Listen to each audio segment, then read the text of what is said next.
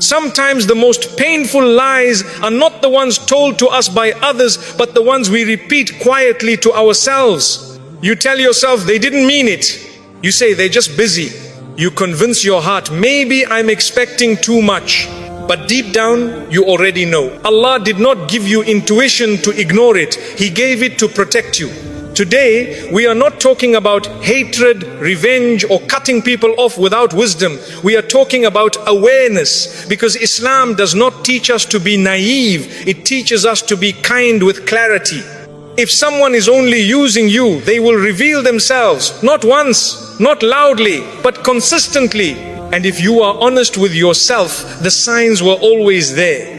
Ask yourself this with sincerity, not defensiveness, not excuses, not fear of being wrong. When do they reach out to you? Look at the pattern, not the isolated moment. Anyone can send a kind message once. Anyone can check in occasionally. Patterns reveal intention. Patterns don't lie. Do they reach out when you are quiet and withdrawn, when your energy is low, when your heart is heavy? Or do they suddenly remember you when a problem appears in their life, when something is missing, when they need a solution they don't want to work for themselves? You already know the answer. You just don't like what it implies. There is a difference between someone who includes you in their life and someone who contacts you only when their life requires something from you. One sees you as a person, the other sees you as a function.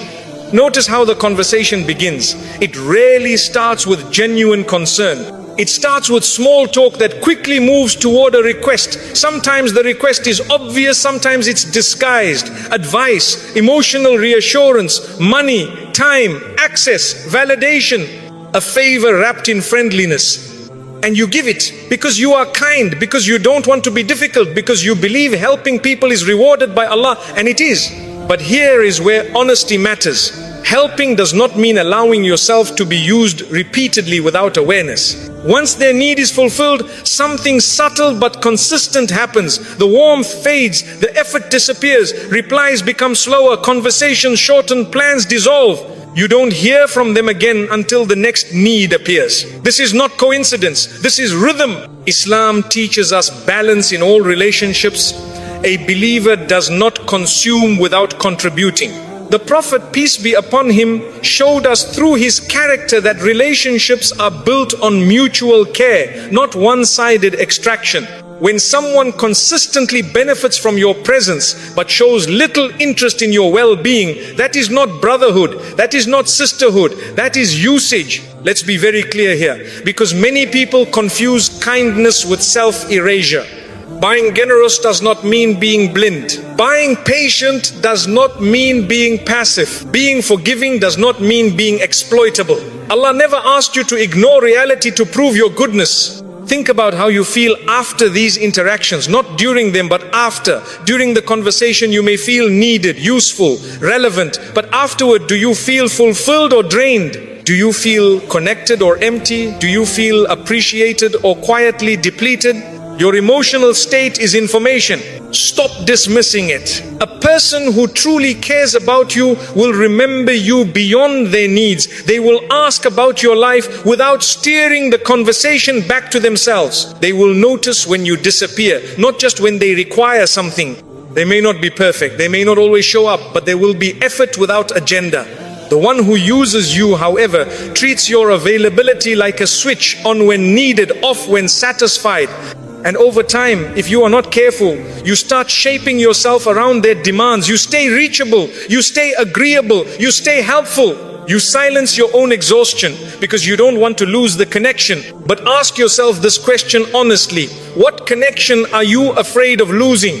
A relationship where you are only remembered when you are useful is not intimacy.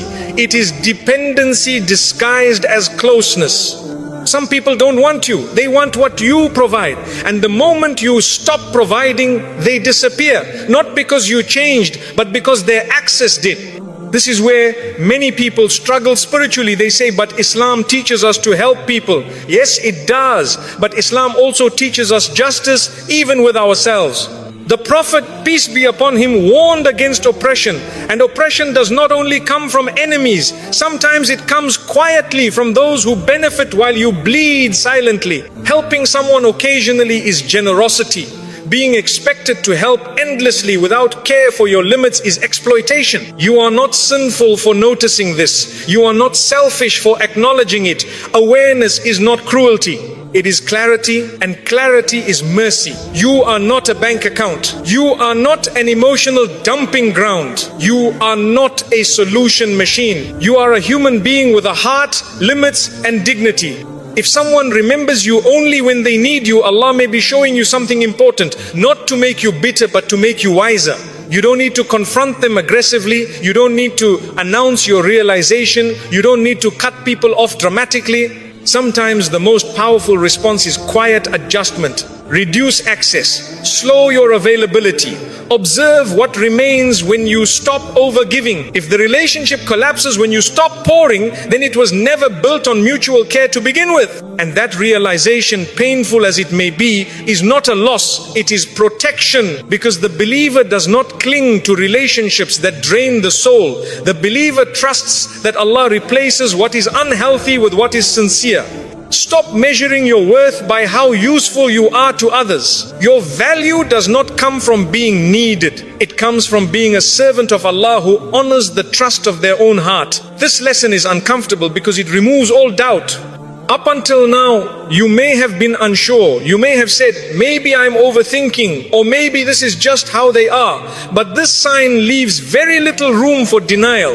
Watch what happens the moment you say no. Not rudely, not harshly, not disrespectfully. Just a calm, reasonable no. You explain that you're tired, that you're busy, that you can't help this time, that you need space, that you need to protect your own time, energy, or resources. And suddenly the atmosphere changes. Their tone shifts. Their warmth cools. Their patience disappears. You feel it immediately. The conversation becomes short. The kindness becomes conditional. Sometimes it turns into guilt, sometimes into silence, sometimes into subtle punishment. This reaction is not about your no, it is about their entitlement. A person who values you respects your boundaries even when they are disappointed. A person who uses you sees your boundaries as betrayal. Islam does not teach us to say yes to everything. Even the Prophet, peace be upon him, said no. Even he had limits. Even he withdrew when needed. Boundaries are not a modern invention. They are a sign of wisdom. But the one who benefits from your constant yes feels threatened when you finally choose yourself. Notice how quickly appreciation turns into accusation. You've changed. You're being selfish. You're not the same anymore. These words are not observations. They are pressure tactics. They are designed to push you back into the role that made them comfortable. And here is where many good-hearted people fall into a trap. You start doubting yourself. You ask, am I being unfair? Am I lacking patience? Am I failing as a good Muslim? No. What you are experiencing is resistance. When you stop overgiving, those who were overtaking feel exposed. Think carefully. If your kindness was genuine before, why does it suddenly become a flaw when you say no? If your character was good yesterday, why is it questionable today? The truth is simple. Your value to them was never about who you are. It was about what you provide. As long as you are useful, you are welcomed. The moment you are unavailable, you become inconvenient. Islam teaches us that intentions matter. If someone's treatment of you changes based on your usefulness, their intention was never sincere connection, it was benefit, and this is where clarity must replace guilt. You are allowed to say no without explaining yourself endlessly. You are allowed to rest without apologizing. You are allowed to protect your time, your energy, and your peace. Saying no is not arrogance, it is honesty. And honesty often reveals people's true motives. Watch how they respond after your no. Do they understand and respect it, or do they withdraw affection until you feel uncomfortable enough to give in again? Some people don't argue, they punish quietly, they disappear, they become cold, they make you feel like you've done something wrong without ever saying it directly. This is emotional control, and control has no place in healthy relationships. A believer does not manipulate through guilt. A believer does not make kindness conditional. A believer does not weaponize silence to regain access. If someone only treats you well when you comply, then the relationship is built on obedience, not respect. And obedience belongs to Allah alone. Here is a hard truth that many people avoid. Your no is a filter. It removes those who were only there for what you gave, not who you are. When you always say yes, you never see who people truly are. When you say no, reality surfaces quickly. Some will stay, some will adjust, some will leave. And those who leave were never meant to have unlimited access to you. You don't need to chase them. You don't need to explain yourself repeatedly. You don't need to win their understanding. Your responsibility is not to remain convenient. Your responsibility is to remain upright. Islam values balance. Excess in giving that leads to self-neglect is not virtue, it is imbalance. Allah does not reward you for burning yourself out to maintain someone else's comfort. And here is the most important part. When your value drops in their eyes after you say no, that does not mean your value actually dropped. It means their vision was always distorted. They didn't see you as a person. They saw you as access. So let them react. Let them reveal themselves. Let them feel uncomfortable. Your peace is not negotiable. Because the moment you realize that respect should not depend on compliance, you stop begging for acceptance and start walking with dignity. And that shift, though it may cost you some people, will save your soul. This lesson is quieter than the others, but it cuts deeper. Because it reveals something uncomfortable. Not everyone who stays close to you wants to see you rise. At the beginning, they were comfortable with you. When you were uncertain, when you were struggling, when you leaned on them, when your confidence was low and your position was familiar, but as you begin to grow, something changes. You become more self-aware. You gain confidence. You improve your character, your discipline, your direction. Allah opens doors for you that were once closed. And instead of joy, you sense tension. Instead of encouragement, you feel distance. Instead of celebration, you get silence. Instead of I'm happy for you, you receive indifference, comparison, or subtle criticism. This is not accidental. A person who truly cares about you finds happiness in your growth, even if it reminds them of their own stagnation. A person who uses you, however, benefits from you staying where you were. Your growth threatens their advantage. When you were unsure, they could guide you. When you were dependent, they could influence you. When you doubted yourself, they could position themselves above you. But when you start standing taller, thinking clearer, setting boundaries, and relying more on Allah than on them, their role weakens. And that makes them uncomfortable. So they begin to minimize your progress. They don't acknowledge your achievements. They change the subject when you share good news. They make jokes that shrink your confidence. They remind you of your past mistakes as if to pull you backward. Not openly, not aggressively, subtly. This subtlety is what makes it confusing. You tell yourself, maybe they're just not expressive. You say, maybe they didn't mean it that way. You excuse what your heart already understands. But ask yourself honestly, would you react this way if the roles were reversed? When someone you care about improves, do you feel threatened or proud? Do you compete or celebrate? Do you feel smaller or inspired? Your answer matters. Islam teaches us that envy is a disease of the heart. It doesn't always show itself as hatred. Sometimes it shows itself as silence where support should be. A person who uses you does not want you weak, but they also do not want you strong. They want you capable enough to help them, but limited enough to stay beneath them. This is a dangerous place to be. Because over time you start dimming yourself without realizing it. You stop sharing good news. You downplay your success. You hesitate before stepping into your potential. Not because Allah closed the door, but because someone close to you makes you feel uncomfortable walking through it. That is not humility, that is conditioning. True humility is lowering yourself before Allah, not shrinking yourself to preserve someone else's comfort. Pay attention to how they react when Allah blesses you. Do they make space for your joy? Do they support your growth even when it doesn't benefit them? Do they pray for your success sincerely? Or do they become distant, passive, or quietly dismissive? Some people don't want you to fail, but they also don't want you to surpass the version of you that served them best. And this is where clarity is required. You are not obligated to stay small to keep others comfortable. You are not required to apologize for the blessings Allah gives you. You are not wrong for outgrowing spaces that once felt familiar. Growth is not betrayal. When Allah elevates you, He is not asking you to look back for permission. He is asking you to move forward with gratitude and responsibility. If someone cannot celebrate your growth, it does not make them evil. But it does mean you must be careful with access. Not everyone deserves front row seats to your becoming. You don't need to confront them. You don't need to announce your awareness. You don't need to cut them off harshly. You simply need to stop shrinking. Continue growing quietly. Let Allah shape you. Let your character strengthen. Let your reliance shift fully to Him. Those who are sincere will adjust. Those who are benefiting will struggle. And those reactions will tell you everything you need to know. Because a person who truly values you wants you to rise, even if it means they must rise too. Anyone who prefers you smaller than you are is not invested in your well-being. They are invested in their comfort. And Islam does not ask you to sacrifice your growth for someone else's insecurity. Your growth is a trust from Allah. Honor it. This lesson exposes imbalance so clearly that once you see it, you cannot unsee it. Ask yourself a simple but revealing question. Who is always adjusting? Who waits longer? Who explains more? Who compromises first? Who swallows discomfort to keep things smooth?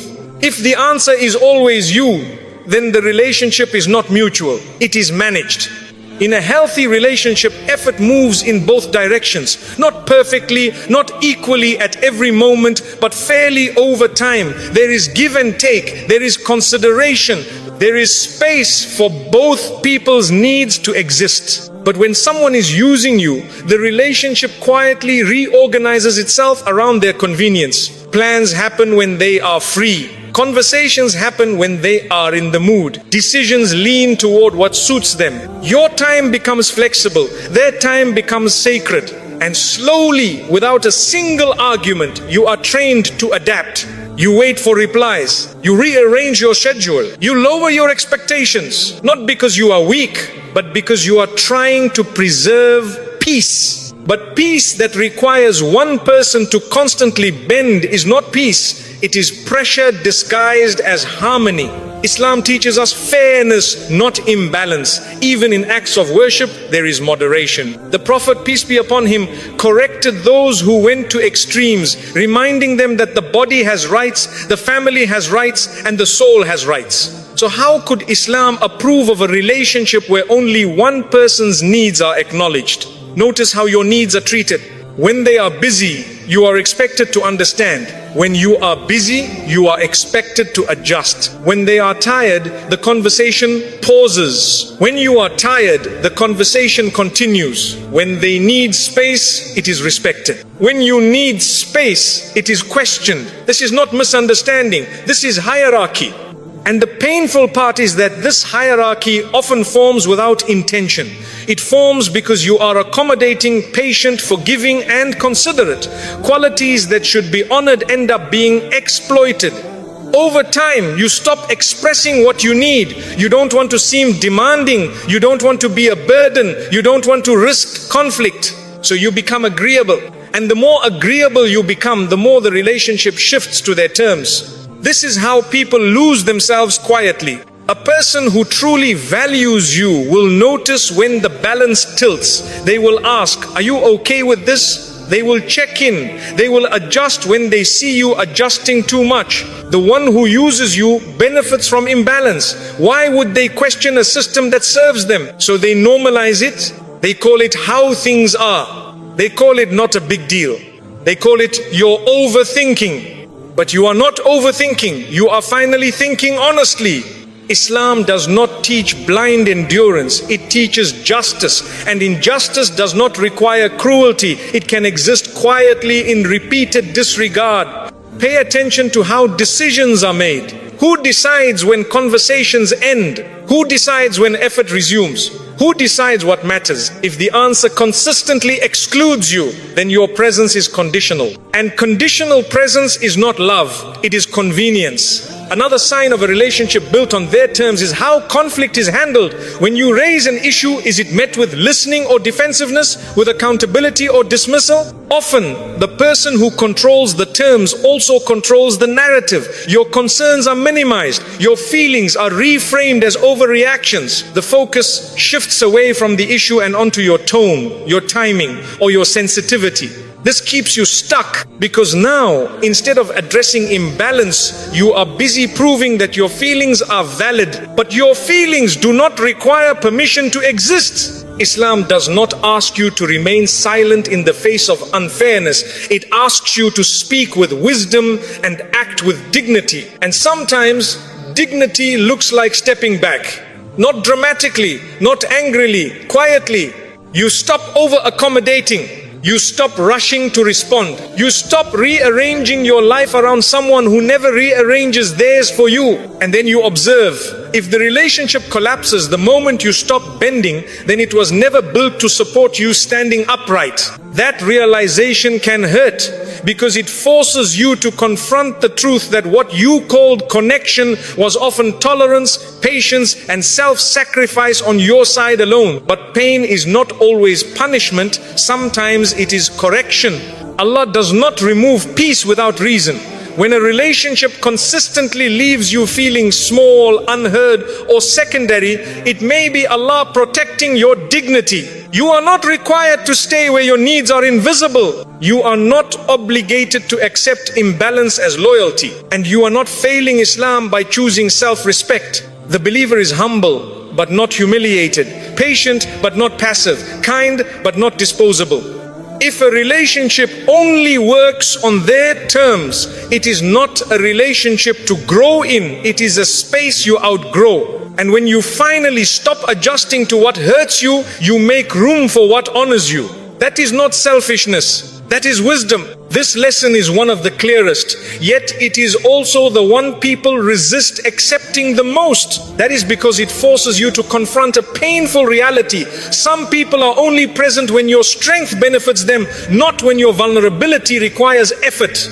Look back carefully, without emotion, without nostalgia, without excuses. Look at the moments when your life became heavy, when you were overwhelmed, when you were anxious, grieving, exhausted, confused, or quietly breaking inside. These are the moments that reveal truth. Where were they then? When your energy dropped, did they lean in or step away? When you could no longer carry conversations, provide solutions, or show up as your best self, did they become patient or distant? When you needed understanding instead of usefulness, did they stay or vanish? A person who values you does not disappear when you are inconvenient. They may not always know what to say. They may not fix your problems, but they remain present. Their presence does not depend on what you can give in return. The one who uses you, however, finds your hardship uncomfortable, not because they lack empathy, but because your pain interrupts the benefits they were receiving. Your struggle removes your ability to serve, support, validate, or provide. And once that happens, their interest fades. This fading is rarely dramatic, it is subtle. Replies become delayed, messages become shorter, plans are postponed, concern is replaced with polite distance. You are not abandoned loudly, you are abandoned quietly. And because it is quiet, you question yourself instead of them. You tell yourself they are busy. You assume they have their own problems. You rationalize their absence because you do not want to believe that your pain made you less valuable to them. But consistency matters. Everyone gets busy. Everyone struggles. That is not the issue. The issue is the pattern. If someone is always unavailable when you are low, but consistently present when you are strong, helpful, and emotionally stable, that is not coincidence. That is preference. Islam teaches us that character is revealed in difficulty. Anyone can be present when life is smooth and interactions are easy. Real sincerity shows itself when there is nothing to gain. The Prophet, peace be upon him, did not abandon people when they were weak. He did not distance himself from those in pain. He did not withdraw compassion when effort was required. That is the standard Islam sets, not the minimum convenience people offer today. When someone disappears during your hardship, they are communicating something clearly. Even if they never say it out loud, they are saying that your worth to them was tied to what you provided, not who you are. And this realization hurts because it exposes an imbalance you hoped was not there. Over time, this pattern affects you deeply. You stop reaching out when you are struggling. You silence your pain. You handle everything alone because experience has taught you that vulnerability will be met with absence. This is dangerous, not because independence is bad, but because isolation born from disappointment erodes the heart. Allah did not create us to suffer silently while pretending we are fine for the comfort of others. Pay attention to how they react when you need support rather than offering it. Do they listen without rushing you? Do they check in later? Do they remember what you shared and follow up? Or do they change the subject, disappear, or subtly make your pain feel like an inconvenience? Some people only want the version of you that is useful, positive, strong, and emotionally available. The moment you require support, instead of providing it, they retreat. That is not a relationship. That is dependency in one direction. This does not mean they are evil people. It does not mean you must hate them. But it does mean you must stop expecting from them what they have already shown they cannot give. Expectation without evidence is self-harm. Islam does not teach us to repeatedly place our hearts in the same wound and call it patience. Patience is enduring what you cannot change while acting wisely with what you can. You cannot force someone to care when there is nothing in it for them, but you can choose how much access they have to you. Sometimes the most merciful thing Allah does is allow people to disappear when you are struggling, so you can see who was truly present and who was only passing through. This clarity, though painful, is protection. It teaches you to stop over-investing in people who retreat at the first sign of difficulty. It teaches you to reserve your vulnerability for those who have earned it. It teaches you to rely more deeply on Allah, who never withdraws His care when you are weak. Human beings may leave when you are empty. Allah draws closer. And that is why this lesson matters. Because once you see who disappears when life gets hard, you stop chasing them for comfort they cannot provide. You stop asking the wrong people for support. You stop explaining your pain to those who are absent. You stop bleeding where there is no care. And instead, you turn toward what is stable, sincere, and safe. That shift is not bitterness, it is maturity. Because the believer learns not only who to love, but who to trust. And trust is proven when there is nothing to gain. This lesson requires honesty with yourself, not logic, not explanations, not spiritual justifications. It asks you to listen to something many people are taught to ignore: how your heart feels after repeated interaction.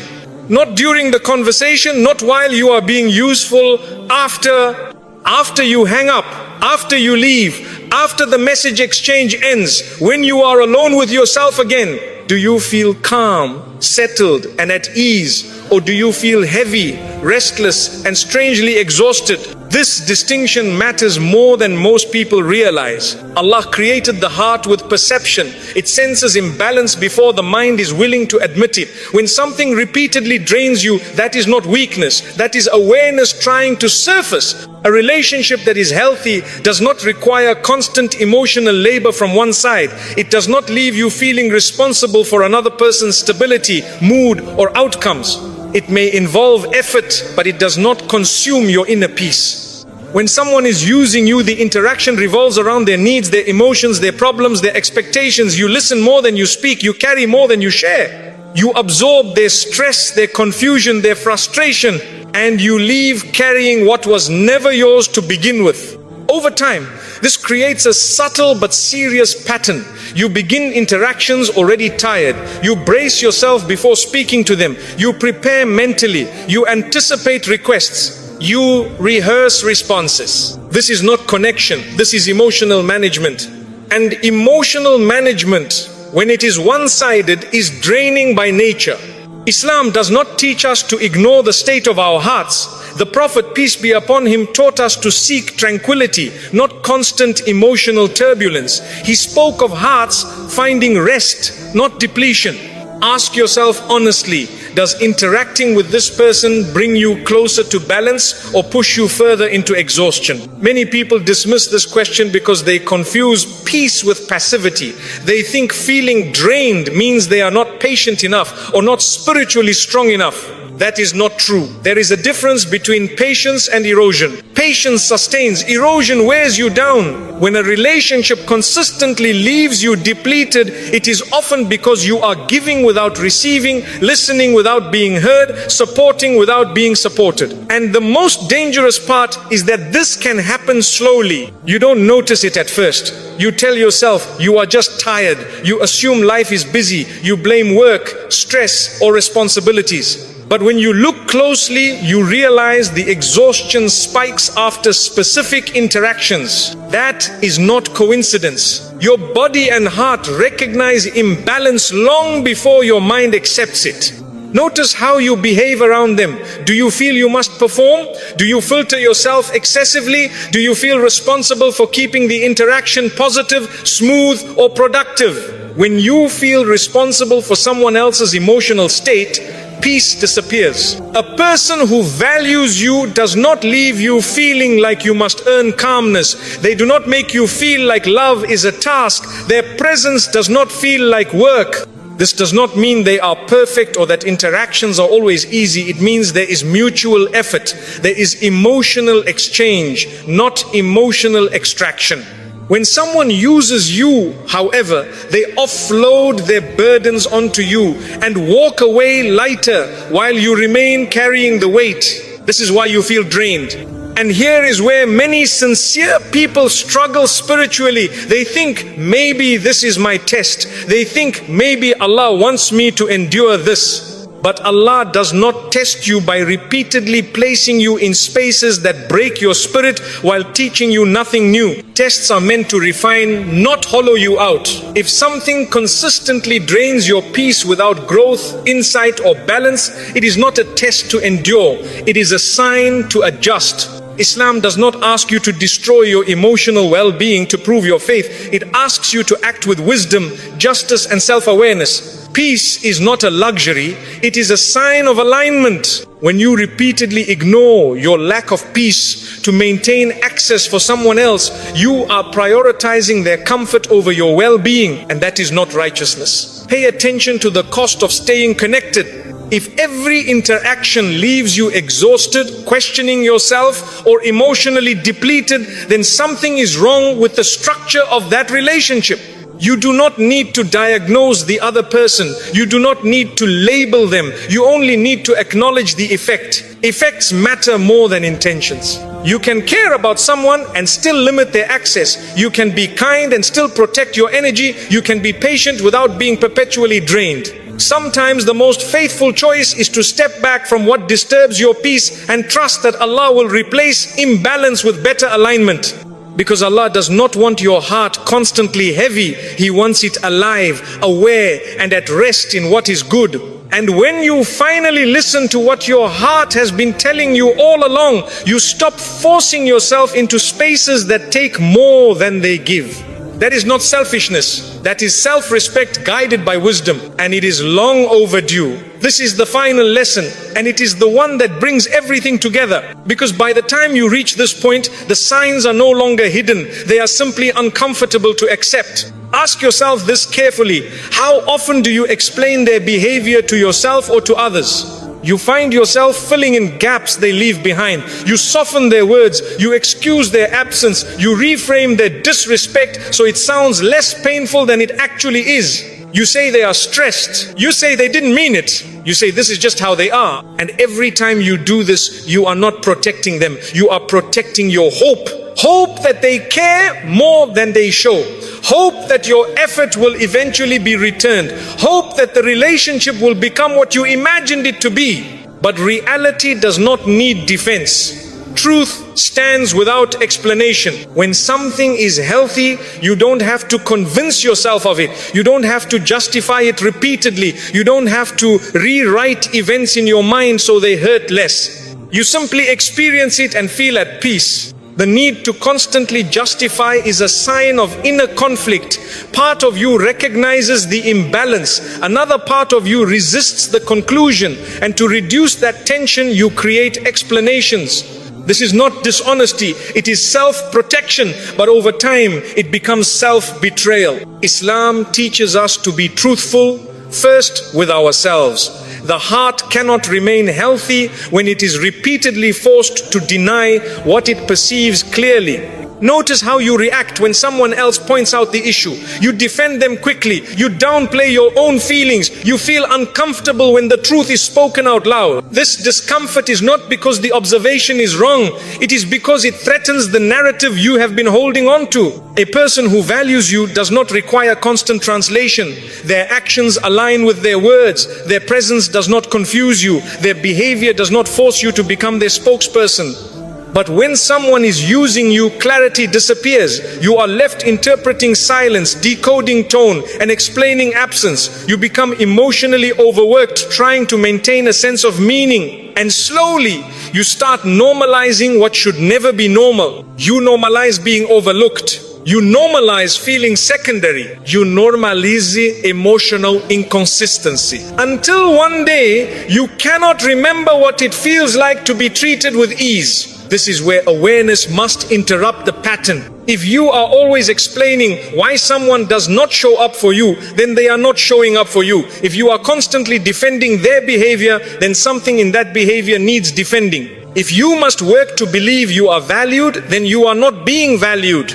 Islam does not require you to stay confused to prove loyalty. It does not ask you to tolerate emotional ambiguity in the name of patience. Patience does not erase truth. It coexists with it. There is a difference between understanding someone and making excuses for them. Understanding acknowledges reality. Excuses erase it. Ask yourself one honest question. If a stranger treated you this way, would you accept it?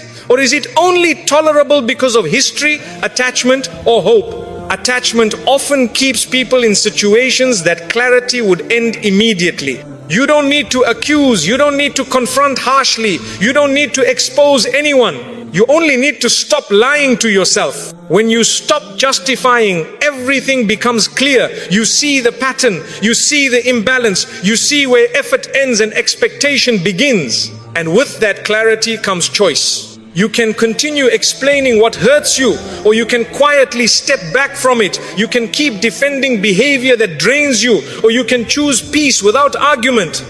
The Prophet, peace be upon him, taught us dignity. Dignity does not argue for its worth. It walks away from what does not honor it.